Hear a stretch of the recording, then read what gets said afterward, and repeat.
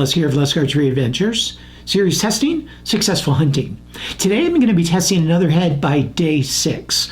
I first tested a broadhead by day 6, or fixed blade head, a while back and was really impressed. It performed really well. They used really high quality steel and great craftsmanship and tight specifications, and it was just a fantastic broadhead. You can check out the video of that from a few years ago. But recently they've revamped their lineup to where now the steel they're using is MagnaCut.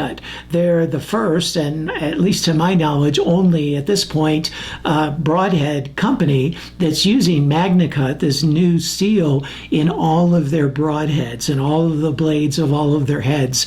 And they just came out with a new mechanical called the Verse. And I like that, called Verse. I like their spiritual references. Okay, day 6, that's the day. You know what God did on day 6? Drum roll, do you know? That's when he created the animals, okay? So God created the animals, and that's what bow hunting is all about, pursuing those animals that God created on day 6. And they call this broadhead the Verse, okay, like a verse of scripture in my mind. I'm not sure if that was their reasoning, but it probably was. Day 6 and Verse, I just love all that. And so I've gotten a lot of requests to test this broadhead. I wish I would have gotten my hands on it earlier and tested it earlier when it first came out, but I just got it now, and I've been kind of fast tracking it because I've been so intrigued to see how it performs and how this new MagnaCut steel does. So I'm going to be putting it to the test using my regimen for 2026. And for a detailed description of that, please check out the video I posted earlier this year called 2026 Broadhead Test Process, and it'll walk you through it. For most of the shooting, I'll be using my compound bow, Elite Eon, at 62 pounds and 26.5 inch draw. For the arrows, I'm mostly using Bishop Archery FOC King arrows that I've been using for years. But since day 6 also has arrows, I thought I'd go ahead and use the day 6 arrows as I test this Verse broadhead. Okay, so let's zoom on in here, go through some of the design features and specifications of this Verse broadhead, and then put it to the test. Here's a good look at this head. Spins extremely well. Everything about it just screams quality. I mean, it's got such a cool looking design, super tight tolerances, excellent craftsmanship, and excellent materials. Let's break it down and start with those materials. So the ferrule is a titanium ferrule in this 100 grain model. In the 125 grain model, they use a steel ferrule. And then the blades are what makes it really exceptional, or one of the things, the materials for the blades, because it's MagnaCut. And this is the first broadhead to use, at least to my knowledge, to use MagnaCut in a broadhead application. MagnaCut is like all the rage nowadays when it comes to steels. It was created and designed and manufactured all in America.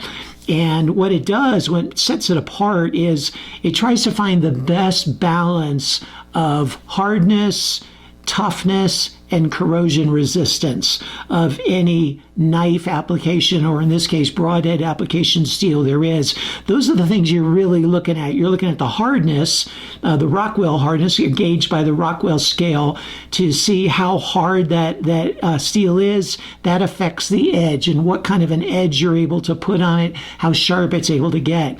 But then the toughness, as measured by the Sharpie V-notch score, tells you its resistance to impact, and that affects its edge retention, as well as whether or not the steel is going to chip or fracture or chatter, get little nicks in it or something like that.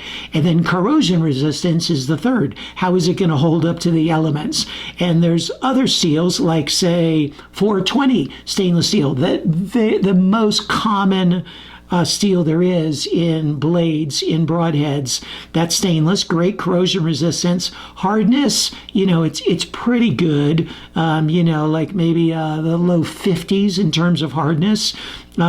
Impact resistance, not so great. Or you can look at a tool steel, like say S7 tool steel. Incredible hardness, up to about 60 plus. Incredible resistance to impact, like about 6 times that of 420 stainless steel, but it can rust, not much corrosion resistance. Or you look at an A2. An A2 tool steel is also a really good one. It's got a really good hardness. You can get it like Rockwell hardness of 60, even plus if you needed to. Its resistance to impact is double that of 420 stainless steel, and A2 is not very expensive, but it doesn't resist corrosion that effectively. But then MagnaCut has a Rockwell hardness equal to like an S7 or an A2. You can get it like 60, 62, up to 64 or so, something like that. But then its resistance to impact is fantastic. Its resistance to impact is about 4 times that of 420 stainless steel, about 2.5 times as resistant to impact as A2, almost as resistant to impact as S7 tool steel, but then it's a true stainless steel, so it also has corrosion resistance. The only drawback with it is it's very expensive. It's the most expensive of all those steels, and so that's why a lot of people have been reticent to use it in a broadhead application, because typically it will boost the price, exorbitantly so. But Day 6 has figured out a way to do it and eat a lot of their profits in doing so, but they wanted to come up with the best broadhead, and that's why they've used this steel. So anyway, that's the materials. Okay, in terms of the dimensions, the leading blade has a cutting diameter of 5/8 of an inch, just over half an inch. And then this mechanical blade in the closed position is 3/4 of an inch. So really tight diameter in the closed position. And then in the fully open position, I'll show it to you in just a second, it's 1 3/8 inches. So in the closed position, the total cut of the broadhead is still 1 3/8 inches. And then in the open position, the total cut is 2 inches. Now the way it works is as it penetrates, these blades penetrate and they peel back like this as they penetrate, and you see this O-ring. They have this custom designed weather impervious, temperature impervious, any natural temperatures O-ring here. It's actually a really beefy O-ring, and it holds the blades in place at the base. Like it doesn't hold them in place like if you push on it, they're gonna the O-ring is gonna expand like say like a sever, but it like just holds them in place at the base. You can see if I push on this one, then the other one kind of expands a little bit. You can see the other one pushing the O-ring a little bit. So it's kind of neat that it holds it at the base, it doesn't get in the way, and then it slides back on impact. Let me show it to you. So here's the O-ring having slid back, and then the blades move very freely without that O-ring there. And then there they are in the open position. So you can see in the open position, they're very swept back to aid in penetration. And again, the cutting diameter is 1 3/8 inches that way, and then 5/8 of an inch that way. So a total of 1 8/8 inches, if you will, or 2 inches in total cut. And you can also see that the blades are pretty beefy when it comes to their thickness this way.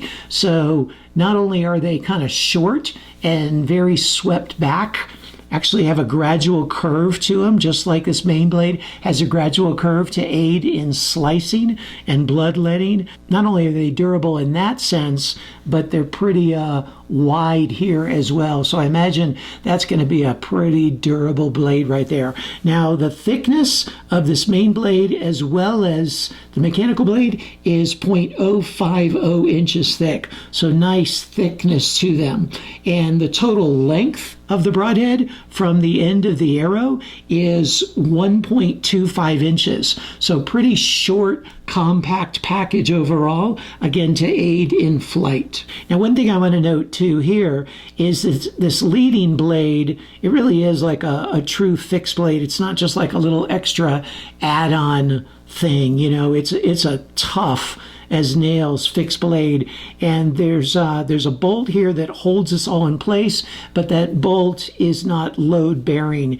The blade itself is curved around the titanium ferrule as well as wedged back into the base, and that's what bears the brunt of the force from impact. So really cool, durable looking design. One thing I want to note that I think is really important about this broadhead is the way the blades are in a cutting position, even in the closed position. The vast majority of over-the-top deploying mechanical heads have blunt tips right here, and they're blunted like as deployment arms to make it easier to open. The pressure hits on them, and that there's no cut, so they just like fold back and open. These are really sharp and are in a absolutely cutting position, very pointed, just like that. So you're not losing any cut on impact. It's really similar to the way Evolution Outdoors designed their hide broadhead. It's one of the things I love about that broadhead, that even in the closed position, these blades actually cut. They don't just have deployment arms. And so I don't worry about, on an angled impact, having a cartwheeling effect, because these blades are going to penetrate right in to the tissue. Whereas if you have a blunt tip right here, that's where that cartwheel is really accentuated. So it's really a masterful design. They're getting a true 1 3/8 inch cut, like a fixed blade head of 1 3/8 inch cut, if nothing else were to happen. But every bit it opens beyond that is just expanding that cut.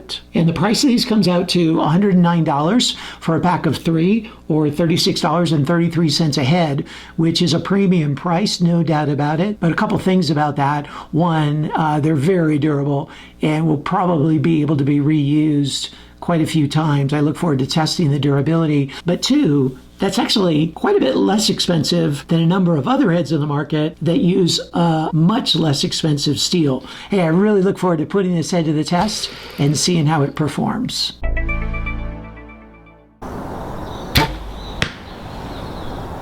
With the Elite Eon at 45 yards, the Verse got the bullseye.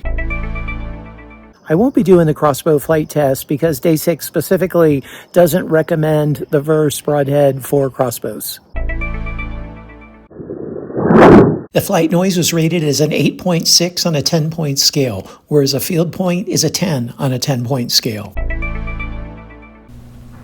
Wow, it only took 110 grams of force to cut through the wire, which is a 10 on a 10-point scale, plus a bonus of 0.9 for being under the threshold of 200, and it makes it one of the sharpest blades I've ever tested.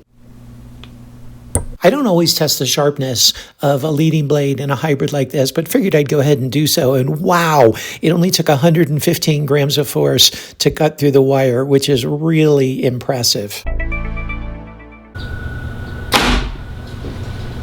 It penetrated right at 8 inches, which is an 8.89 on a 10-point scale. The entrance hole was the size of the blades in the closed position, 1 3/8 inches of total cut. And then they opened as they hit the MDF and were fully open before they left that last layer of rubber foam mat. And they remained fully open and fully deployed throughout the entire penetration in the gel. It only took an additional 12 grams of force to cut through the wire, which is a 9.88 on a 10-point scale. That might be even more impressive than the initial sharpness, to have it still be this sharp after penetration test 1. And similarly, it only took an additional 11 grams of force for that leading blade to cut through the wire after penetration test 1. Again, really impressive edge retention on both of these blades. It penetrated through 59 layers, which is an 8.43 on a 10-point scale. The head's in excellent shape after the 3 shots through the MDF. And it's still in near perfect condition after the 2 shots through the 22 gauge sheet of steel. There's just the tiniest bit of edge chatter on one of the blades there. And you can see the holes. The one on the left is the head with the blades in the closed position. And then the one on the right is the blades in the open position. And unfortunately, it butted up against another hole, so it kind of looks weird there. But fantastic durability in the sheet of steel.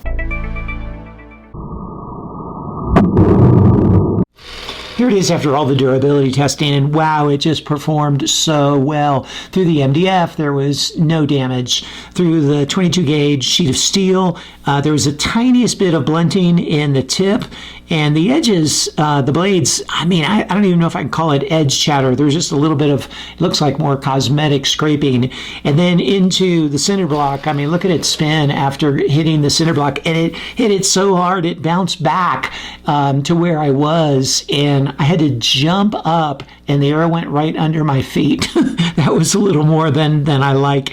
But man, it just held together very well. I will say the cinder block here at the Home Depot in Colorado is a lot more tough than the cinder block that I had in Texas that I was buying. That was more like kind of consolidated sand. This has chunks in it, and you can see there's this one piece right here in the blade. I don't know if you can make that out. Yeah, right there, that dent that it hit a big chunk, and the chunk of rock is still in there. I'll try to get a picture to show you what kind of things these broadheads have to endure just by happenstance. But even with that, it held together well and still spins really well. And I was also using their arrows. You don't have to use their arrows in components. I mean, this just fits with any standard threading, but I used their arrows, and oh my goodness, their arrows performed extremely well to boot. Very impressive durability here.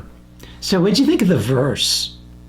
Man, I really like this broadhead. I dare say I love this broadhead, okay? It's a winner of design.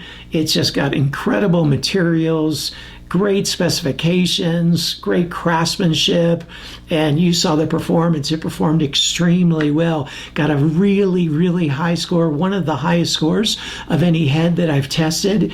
And I like that it's a hybrid head. I like that it cuts even in the closed position. Even the mechanical blades cut very well, very efficiently in the closed position. I like the way it doesn't have too big of a cut, so you can really have a very high likelihood of a pass-through. It's designed specifically for big animals like moose, like elk, or for lighter setups on regular size animals. For those who've wanted to use a mechanical broadhead on big animals like that, but haven't trusted the durability or want a smaller cut to maximize penetration, then this is something really worth checking out. But hey, you check out the score sheet and see how it performed in the areas that matter to you the most, and see if this might be a good fit for you. And stay tuned for a summary of the score sheet. You can find the details of the score sheet in the video description, but stay tuned for a summary of the score sheet, as well as the overall cumulative score and the corresponding LUSK grade. And also stay tuned for a list of all the discount codes I can offer just to help you save some money in the field. Hey, thanks for tuning in. I look forward to seeing you next time.